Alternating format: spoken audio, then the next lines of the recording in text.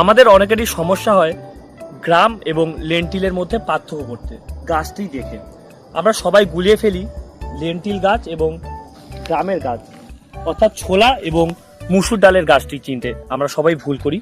এখানে দেখুন, আমি সহজভাবে বলার চেষ্টা করব কিভাবে আপনারা সহজে সেটির মধ্যে পার্থক্য করতে পারবেন।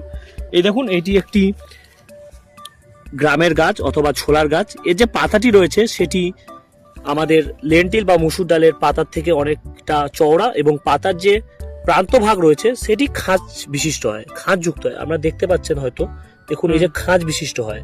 এটি একটি সহজে চেনার একটি পদ্ধতি। এবং পাশের ফিল্ডেই রয়েছে আমাদের লেন্টিল। দেখুন, এটি একটি লেন্টিল বা মুসুর ডালের গাছ। এর যে পাতা রয়েছে সেটি ছোলার পাতার থেকে অনেক বেশি সরু এবং এর যে প্রান্ত ভাগ রয়েছে তার মধ্যে কোনো খাঁজ নেই, সেটি একেবারেই সমান বা মসৃণ। এভাবে আপনারা সহজেই ছোলা এবং মুসুর ডালের মধ্যে পার্থক্য করতে পারবেন। আশা করব আর কোনোদিন আপনাদের ছোলা এবং মুসুর ডালের গাছ দেখে তা চিনতে সমস্যা হবে না।